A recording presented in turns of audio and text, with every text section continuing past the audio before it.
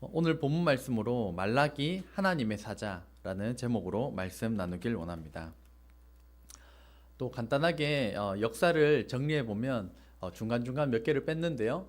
586년에 바벨론 느부갓네살 왕에 의하여서 남유다가 멸망하고 난 뒤 예루살렘 1차 포로 귀환을 하고 난 다음에 예루살렘 성전이 재건됩니다.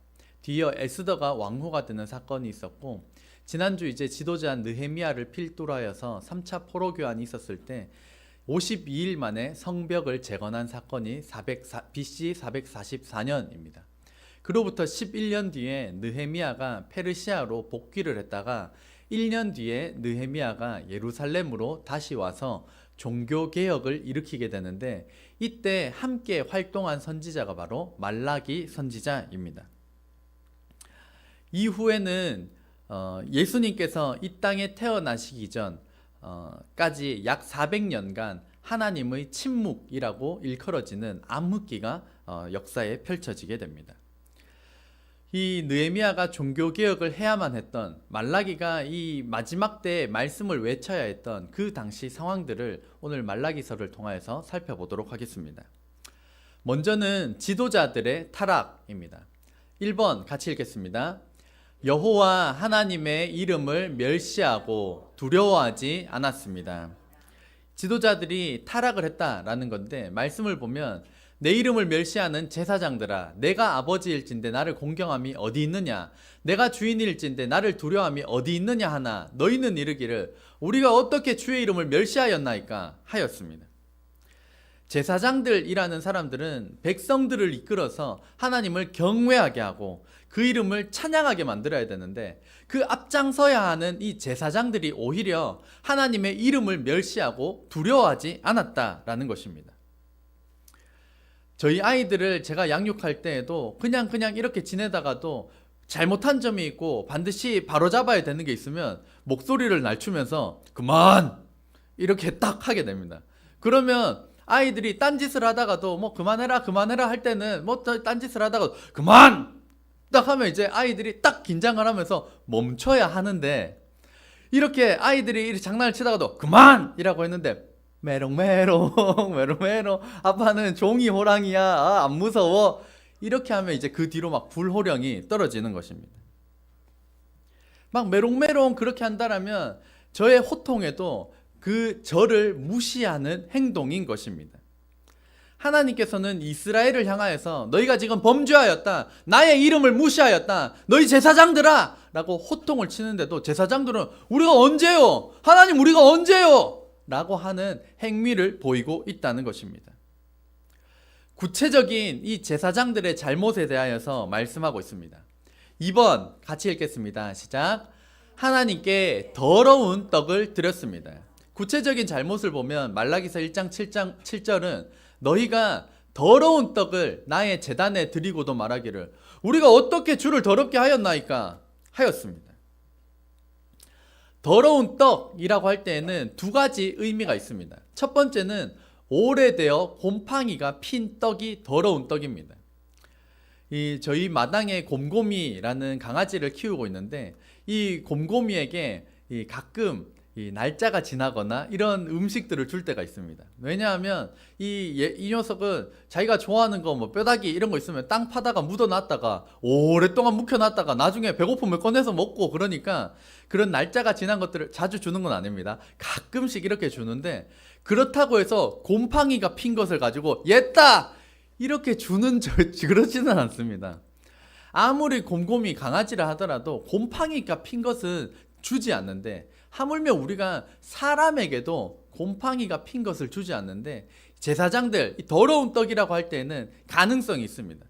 그만큼 하나님을 경외하지 않고 무시하는 행위가 있다 보니까 그냥 곰팡이가 핀 떡을 하나님께 드렸다는 것입니다. 두 번째로 이 더러운 떡이라고 할 때는 제사장들이 먼저 먹고 남은 떡을 의미합니다. 먼저 손대기 전에 구별하여서 하나님께 드리고 난 다음에 먹었어야 했는데, 하나님께 드리기도 전에 먼저 자신들이 먹다가 남은 것을 가지고 하나님께 드렸다는 것입니다. 저희가 어른들과 함께 식사를 할 때, 부모님과 함께 식사를 할 때 먼저 어른들께 따뜻한 국과 밥을 떠다 드리는 거랑 저희가 막 먹고 난 다음에 남은 거, 식은 거 갖다 드리는 거는 굉장히 큰 차이가 있는 것입니다. 이렇게 제사장들이 하나님을 무시하고 멸시했음을 말라기서를 통하여 말씀하고 있습니다. 세 번째, 지도자들의 타락. 3번 같이 읽겠습니다. 하나님께 흠이 있는 제물을 드렸습니다. 말씀을 보면 만군의 여호와가 이르노라 너희가 눈먼 희생 제물을 바치는 것이 어찌 악하지 아니하며 저는 것 병든 것을 드리는 것이 어찌 악하지 아니하냐. 이제 그것을 너희 총독에게 드려보라. 그가 너를 기뻐하겠으며 너를 받아주겠느냐. 원래 하나님께 드릴 때에는 눈먼 제물이 아니라 눈이 멀쩡한 것, 다리를 저는 것이 아니라 절지 않는 것, 병들지 않은 흠이 없는 애지중지 키운 그 흠이 없는 제물을 하나님께 드렸어야 했지만 변질된 제사장들은 좋은 것은 자기들이 갖고 흠이 있는 것들을 가지고 하나님께 드렸다는 것입니다. 저희가 그 수산시장에 가서 이 대게 큰 게들을 살 때 보면 다리가 온전히 다 붙어 있는 것들은 상품성을 지니는데 하나라도 떨어지면 상품성이 떨어집니다. 그래서 그런 수산시장이 아니라 동네 여기저기서 그냥 갑자기 막 뭐 판다고 왔는 것들 보면 다리가 떨어져 나가서 상품성 없는 것들을 아주 저렴한 가격으로 파는 것을 저희가 볼 수 있습니다. 저희가 부모님, 어른들을 모시고 대접할 때에도 다리가 온전한 것 사서 드리려고 할 것입니다. 그런데 하나님께서는 비유가 너희 총독입니다. 총독에게 그 다리가 떨어진 것, 그 병든 것, 잘못된 것을 드려보라는 것입니다. 저희로 따지자면 아마 대통령이 될 것 같습니다. 대통령을 집에서 초대해서 식사 대접하는 게 뭐 누구에게나 있는 일이 아니니까 대통령을 초대한다라고 하면 귀하고 좋은 것 드려야 되는데 기껏 초대해놓고 난 다음에 다리 다 떨어진 거, 그 떠리로 파는 거, 그거 가져다가 대통령에게 한번 줘봐라. 대통령이 기뻐하겠으면 너를 받아주겠느냐? 지금 하나님께서 이렇게 비유로 말씀하고 계십니다. 비유가 눈높이가 아주 딱 저희들이 이해하기 쉬운 눈높이로 하나님께서 이 제사장들을 질책하고 있습니다. 또한 이 제사장들은 네 번째 같이 읽겠습니다. 예배를 귀찮게 여기며 예배 행위를 비웃었습니다. 말씀을 보면 만군의 여호와가 이르노라 너희가 또 말하기를 이 일이 예배 드리는 일입니다. 예배가 얼마나 번거로운 거 하며 코웃음 치고 훔친 물건과 저는 것, 병든 것을 가져왔느니라. 너희가 이같이 봉헌물을 가져오니 내가 그것을 너희 손에서 받겠느냐? 예배라는 한자의 의미를 보면 예의 예 절배 자를 쓰고 있습니다. 그러니까 예배는 예의를 갖추어 절하다, 예의를 갖추어 엎드리다 라는 뜻입니다. 이 예배 시간 예의를 갖추어 하나님 앞에 엎드리는 저와 여러분 되시기를 주의 이름으로 축복합니다. 그래서 첫 번째 예배는 하나님은 높아지시고 우리는 낮아지는 시간입니다. 세상의 세계관으로 뭉쳐있던 나는 낮아지고 성경의 그 세계관으로 하나님을 높여드리는 시간입니다. 두 번째로는 창조주 하나님으로서의 높은 위치와 피조물, 한갓 피조물에 불과한 인간으로서의 낮은 위치를 재확인하는 시간이 바로 이 예배 시간입니다. 그런데 제사장들이 이 예배를 하나님은 높여드리고 자신들이 낮아져야 할 이 예배를 번거롭다 번거로워, 귀찮다 귀찮아 그러면서 병든 것 저는 것을 하나님께 갖다 드렸던 것입니다. 그때 하나님께서는 그들의 예배를 받지 않으셨습니다. 이스라엘의 제사장, 영적 지도자들이 하나님의 이름을 무시하고 대충 귀찮다라고 하였더니 이스라엘 전체가 하나님을 향하여 이 수월하게 되는, 예배를 대충 드리게 되는 그러한 지경에 처하게 되었던 것입니다. 다섯 번째 같이 읽겠습니다. 술에 물 탄 듯 물에 술 탄 듯 말씀을 희석했습니다. 말씀을 보면 너희는 옳은 길에서 떠나 많은 사람을 율법에 거스르게 하는도다. 말씀은 풀은 시들고 꽃은 시들고 풀은 마르지만 여호와의 말씀은 영원히 서리라. 그러니까 진리라고 하는 것은 과거에도 진리였고 앞으로 현재도 진리이고 앞으로도 진리여야만 하는 것인데 이 제사장들이 귀찮고 피곤하고 하니까 계속해서 말씀을 희석시키는 것입니다. 내가 적용하기 쉬운 대로 희석시켰다라는 것입니다. 이것과 관련된 한 이야기가 있습니다. 한 주인이 한 종에게 말 발굽에 붙이는 편자를 주면서 이 편자를 100개 만들어 놓으라고 시키고는 먼 길을 떠납니다. 시간이 흘러 주인이 다시 돌아와서 종에게 말 발굽 편자 100개를 만들었는지 확인하니까 처음에 편자 몇 개는 온전한 모양을 갖추고 있었는데 100번째 것은 도대체 이게 무엇인지 알아볼 수 없는 지경에 이르렀다는 것입니다. 어떻게 만들었냐 과정을 살펴보니까 원래 만들 때는 편자를 보고 1번을 만들고 편자를 보고 2번을 만들고 해야 되는데 이 종은 편자를 보고 1번을 만들고 1번을 보고 2번을 만들고 2번을 보고 3번을 만드니까 100번째 갔을 때는 이게 편자인지 알아볼 수 없게 되었다는 것입니다. 영적 지도자들도 모세에게 주신 하나님의 말씀, 변하지 않는 하나님의 말씀을 그대로 가르치고 지키게 했어야 되는데 귀찮다, 피곤하다, 물에 술 탄 듯 술에 물 탄 듯 우리가 적용하기 쉽도록 만들자 바꾸면서 옳은 길에서 떠나 많은 사람으로 하여금 율법을 거스르게 만들었다는 것입니다. 하나님께서는 이 안식일 주일을 기억하여서 거룩하게 지켜라 라고 말씀을 하셨는데 지도자들이 이렇게 가르치는 겁니다. 주일 지키는 것 요즘 세대들이 얼마나 바쁜데요. 별일 없어도 주일에 얼마든지 빠져도 괜찮습니다. 하나님은 우리를 사랑하시지 않습니까? 이렇게 가르치고 하나님께서는 온 마음과 힘을 다하여 하나님을 찬양하라 라고 말씀을 하셨는데 하나님은 마음을 받으시는데 목이 아프고 몸이 힘들면 찬양은 립싱크로 드려도 됩니다. 하나님은 마음을 받으시는 분 아닙니까? 라고 사람의 편의에 맞게 바꾸다 보니까 옳은 길에서 떠나 많은 사람으로 하여금 율법을 거스르게 만들었다는 것입니다. 이스라엘 백성들은 어떠했을까요? 백성들의 타락입니다. 1번 같이 읽겠습니다. 이방 신의 딸과 혼인하였습니다. 말라기 말씀을 보면 이스라엘과 예루살렘 중에서는 가증한 일을 행하였으며 유다는 여호와께서 사랑하시는 그 성결을 욕되게 하여 이방 신의 딸과 결혼하였으니 이 빨간색으로 쳐놓은 이 가증한 일을 히브리어 원어로 살펴보면 단어가 토에바입니다. 구약 성경에서 이 가증한 일 토에바를 사용한 것은 동물과의 성관계를 말할 때, 동성 간의 성관계를 말할 때, 사람을 불태워 죽이는 인신 제사로 드릴 때, 그리고 모든 미신과 우상 숭배를 가리킬 때 바로 이 토에바, 가증한 일이라는 단어를 사용하였습니다.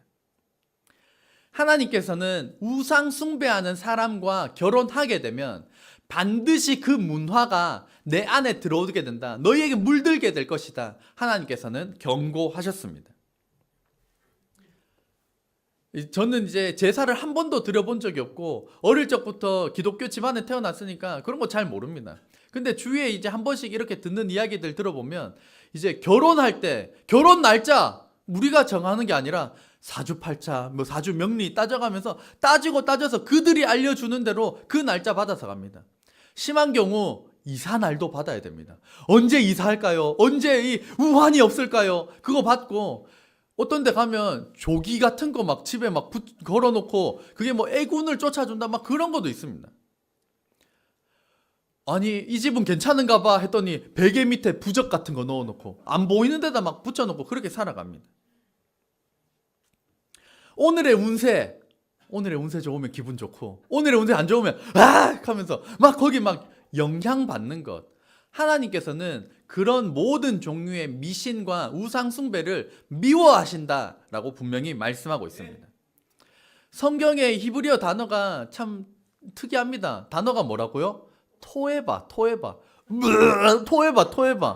하나님께서는 이 우상과 미신에 대하여서 감사합니다. 뭐 그렇게 크게 기대 안 했는데 네 감사합니다. 막 구토가 나올 정도로 하나님께서는 우상 숭배와 미신을 미워하신다는 것입니다. 또한 이 백성들의 삶, 두 번째 같이 읽겠습니다. 폭력으로 얼룩진 결혼 생활을 하였습니다. 말씀을 보면 너희가 이런 일도 행하나니 곧 눈물과 울음과 탄식으로 여호와의 제단을 가리게 하는도다. 그러므로 여호와께서 다시는 너희의 봉헌물을 돌아보지도 아니하시며 그것을 너희 손에서 기꺼이 받지도 아니하시거늘. 이 눈물과 울음과 탄식은 이 이스라엘 사람과 결혼한 이 여인의 이 눈물과 울음과 탄식을 의미하는 것입니다.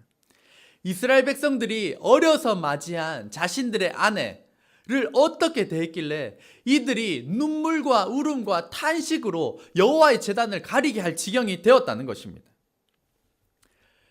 현대 2025년을 살아가는 지금 여성의 인권이 많이 신장되었지만 과거로 돌아가면 돌아갈수록 여성의 인권은 굉장히 낮아집니다. 이 말라기서가 쓰여진 약 2400년 전으로 가면 남성의 인권은 우월하고 여성의 인권은 처참한 지경입니다.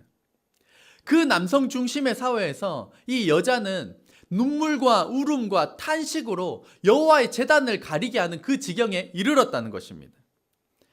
이 남편과 아내가 그 당시에 결혼할 때에는 하나님과 사람 앞에서 서약하고 결혼하였습니다.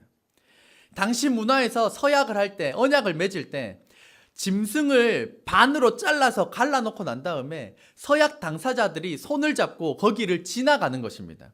지나가면서 이제 100년 가약을 맺는 것인데 혹여라도 이것을 파괴할 때, 이것을 어길 때 짐승이 쪼개진 것과 같이 그런 죽음을 면치 못할 것이다. 네가 이것처럼 그 대가를 감당해야 할 것이다. 라고 하는 이 언약, 이것을 그 문화 가운데 맺었고 반드시 생명을 걸고 지켜야 한다라고 하는 이것이 이 언약의 맹세에 달려 있었던 것입니다.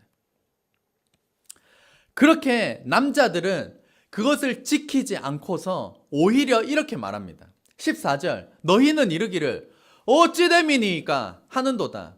이는 너와 네가 어려서 맞이한 아내 사이에 여호와께서 증인이 되시기 때문이라. 그는 네 짝이요 너와 서약한 아내로되 네가 그에게 거짓을 행하였도다. 이들은 아내의 눈물을 흘리게 만들어 놓고 눈물로 그 제단을 얼룩지게 만들어 놓고 제가 왜요? 저 잘못이 없는데요? 왜 나한테 그러세요? 이런 뻔뻔한 모습을 가지고 있었던 것입니다. 그 눈물 흘리게 만든 구체적인 내용은 16절에 나옵니다. 이스라엘의 하나님 여호와가 이르노니 나는 이혼하는 것과 옷으로 학대를 가리는 자를 미워하노라. 만군의 여호와의 말이니라. 여기서의 이혼은 원어로 살라흐를 사용하는데 이는 보내는 행위, 버리는 행위를 의미합니다. 그러니까 지금과 같이 동등한 상태에서 합의된 이혼을 가리키는 것이 아니라 상대적인 강자인 남자가 사회적 약자인 여자를 상대로서 함부로 대하고 마음껏 부려먹다가 더 이상 쓸모 없어지니까 쓰레기 버리듯이 버리는 행위가 바로 이 살라흐 이혼이었습니다. 성경에는 이혼을 허용한 사례에 대하여서 신명기 24장에 나와 있습니다. 그런 경우가 아니라 강제로 내가 마음껏 사용하다가 헌신짝 버리듯이 그냥 내팽개치는 이러한 살라흐 이혼을 하나님께서 미워하셨던 것입니다.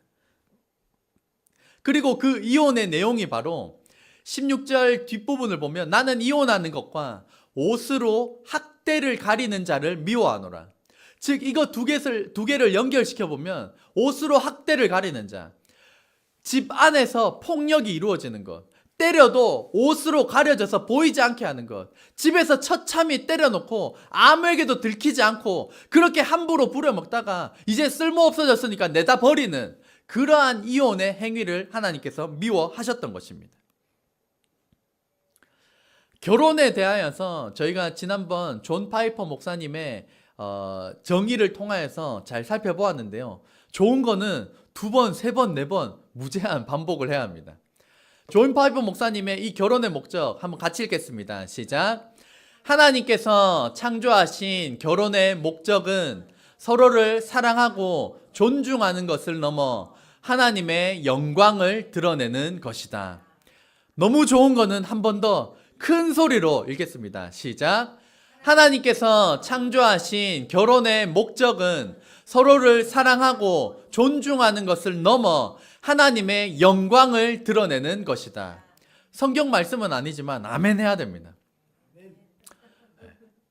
이것을 결혼하신 분들도, 결혼 생활 하시는 분들도, 앞으로 결혼을 준비하시는 분들도 이것을 기준 삼으시기를 바랍니다. 예쁜 것, 잘생긴 것, 돈 많은 것, 세상에 어떤 그런 것이 아닙니다. 사랑하고 존중하기 위함인 것이고, 그것보다 더 높은 가치, 결혼 생활을 통하여서 내가 하나님의 영광을 드러내겠다라고 하는 그 목적으로 이 결혼의 기준, 이 결혼의 목적을 삼으시기를 주의 이름으로 축복합니다.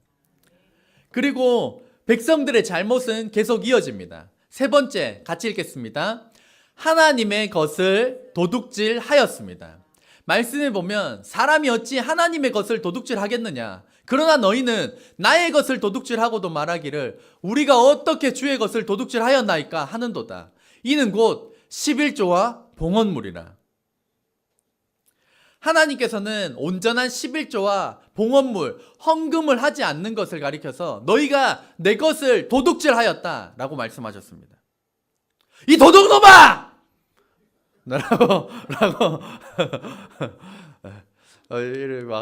이렇게 막 귀에 좀 새겨졌으면 좋겠습니다. 하나님께서는 11조와 봉헌물을 드리지 않는 것을 가리켜서 도둑놈, 네가 내 것을 도둑질하였다라고 말씀을 하셨습니다. 왜 그럴까요? 다윗은 이렇게 고백하였습니다. 하나님께서 다윗을 사랑하시지 않을 수 없었습니다. 말씀, 이 모든 물건이 다 주의 손에서 왔사오니 다 주의 것이니이다.